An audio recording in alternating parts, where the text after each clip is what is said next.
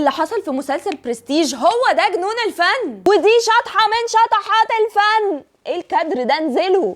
عرفتوا ليه بقى عمرو سلامة ما طلعش قفا يسرا في المراية مع انها كانت قاعدة بظهرها، وخلاهم يركبوا النيش زي الاسانسير وفجأة حد يطير وراه مشهد فلاش باك ومحدش فاهم اي حاجة؟ علشان هما طلعوا هلوسوا، وكله اللي اغنية سويا سو حبيبي حبسوه لما كانت بتشتغل.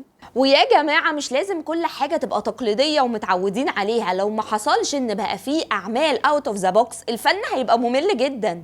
عجبني دور رندا في المسلسل وهي عودة قوية جدا ليها، بقيت عايزة اقول لها اسكتي بقى، انت كل شوية تشكي في حد، خلينا نعرف نتفرج. وطبعا لاين الفنان بسام رجب اثر فيا جدا، علشان يا جماعة الفنان بسام رجب كان يعني ظهر قوي في الثمانينات وفي التسعينات. كان ظهوره طبعا في المسرح، عمل مسرحيات كتيرة قوي، وبعد كده عمل مسلسلات واشترك في حاجات كبيرة جدا زي ليالي الحلمية وحديث الصباح والمساء وأم كلثوم وأفلام برضو كتيرة. بس بقاله فترة طبعا أعماله قليلة، فهم خدوا اللاين ده لاين فعلا حقيقي في شخصية الفنان بسام رجب، وطبعا بس ايه صاغوه بطريقة تانية. فالموضوع ده أثر فيا جدا جدا.